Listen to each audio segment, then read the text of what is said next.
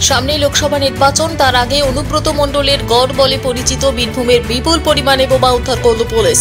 বারুই, মারগ্রাম, দুবরাজপুর, লাভপুরের পর বোমা উদ্ধারের ঘটনা ঘটল কিন্নাহার ও নানুরে।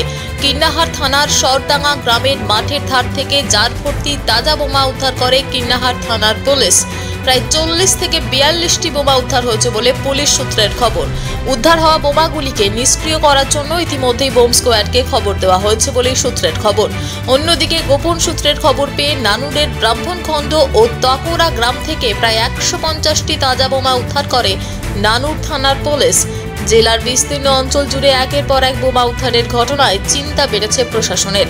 কিবা কারা কি উদ্দেশ্যে বোমা বলে মজুত রেখেছে তার তদন্ত শুরু করেছে বীরভূম জেলার পুলিশ।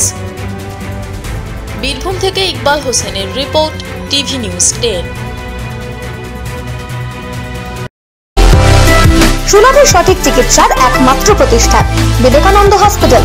24 ঘন্টা emergency service, blood bank, trauma care. আপনাদের সেবায় আমরা তৎপর।